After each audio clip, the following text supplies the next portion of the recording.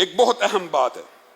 हालिया दिनों के अंदर, ये गुज़िश्ता 3-4 दिन से आपने देखा होगा, मस्जिद उन नबी के बाहर इंडिया के बाद अदाकार और इंडिया का सफारती एक वफद आया, उसकी तस्वीरें वायरल हुई। हम शरीयत के पाबंद हैं। जो बात शरीयत के खिलाफ हो उसकी मुखालफत होगी, जो बात शरीयत में जायज है वो बतलाना अपना फरीदा समझते हैं। आज ये मसला भी समझ लीजिए, मस्जिदुल हराम का, मक्का के हरम का और मदीना के हरम का फर्क है। अलबत्ता हिजाज के लफ्ज के अंदर मक्का और मदीना दोनों शामिल हैं।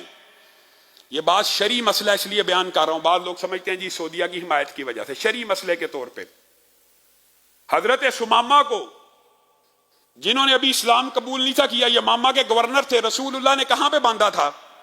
मस्जिदुन नबवी के अंदर। जो नजरान का वफद आया था ईसाइयों का, रसूलुल्लाह ने कहां ठहराया था? मस्जिदुन नबवी के अंदर। अबू लूलू फिरोज अल मजूसी, जिसने हजरत उमर को शहीद किया था, कहां रहता था? और हजरत उमर ने तो ताजरों को, कुफार के ताजरों को और यहूदियों को मस्जिदुन नबी में और गिरदोनवा में तिजारत की इजाजत दी थी। क्यों दी थी? याद रखिए, मुशरिकों का इन्नमल मुशरिकून नजस, सही आयत है, कुरान की आयत है, उनका दाखिला बैतुल्लाह में हराम है, उस हरम में हराम है। लेकिन इस आयत के नादल हो जाने के बाद भी यहूदी मदीना में रहते थे। उमर बिन अब्दुल अजीज ने यहूदी और ईसाई मजदूरों से, वलीद बिन अब्दुल मलिक और उस सारे अहद में तबीरात करवाई। 1400 साल में गैर मुस्लिमों का मदीना में दाखिले के ऊपर किसी किस्म का एतराज और पाबंदी नहीं। हाँ, अब एतराज क्यों है ये भी सुन लीजिए।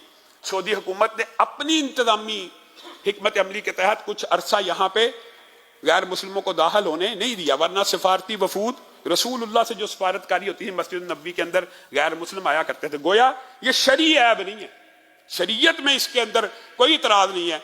हाँ, हरम के बारे में उलमा का इत्तफाक है। बाद उलमा ने तो यहां तक लिखा कि हरम के अंदर भी अगर कोई माहर जो मजदूर हो या कोई ऐसी वो हुनर जानता हो जिसके अलावा काम ना हो सके तो उससे भी काम करवाने की इजाजत है। लेकिन बहरहाल उसके ऊपर तो इजमा है।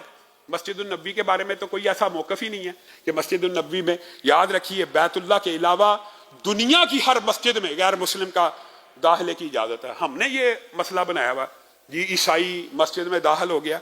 आपको याद होगा गुज़िश्ता यहाँ पे ईसाई जब इस्लाम कबूल करते हैं, अगर वो मस्जिदों में आएंगे ही नहीं, इस्लाम कैसे कबूल करेंगे? आपके जहन में 2 साल कबल का वो वाकया भी होगा कि ईसाई पूरे खानदान ने यहां पे इस्लाम कबूल किया था। क्या देखकर? याद है ना, सहरी और अफ्तारी का।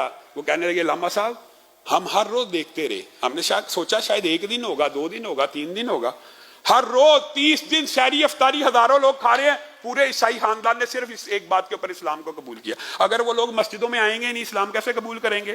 तो मस्जिदों में गैर मुस्लिमों के दाखिले की इजाजत है। हाँ, कवायद, उनके अदाब, जैसे रसूलुल्लाह सल्लल्लाहु अलैहि वसल्लम ने और बाद में खुलफा ने उनको मस्जिदों के अंदर बुतों को लेके आने की इजाजत नहीं दी। अगर इबादत करनी है बुतों के बगैर होगी हमारी मस्जिद, और बल्कि उनके लिए एक अलग स्पेस मुहैया कर देनी चाहिए।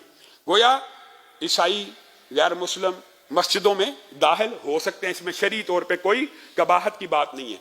जहां तक ये मसला फुकहा ने जो लिखा हिजाज के अंदर, तो ये बात भी दुरुस्त है, हिजाज के अंदर मक्का और मदीना शामिल हैं और किसी गैर मुस्लिम को मुस्तकिल सुकूनत की इजाजत नहीं देनी चाहिए और इजाजत के बगैर उनको दाखिल नहीं होने देना चाहिए। ये कुलिया भी फुकहा ने अबू लूलू फिरोज अल मजूसी के वाक़े के बाद किया कि देखे वहां रहता था, साजिश बुन गया, हजरत उमर को शहीद कर गया, अब हमें इनको दोबारा इजाजत नहीं देनी चाहिए।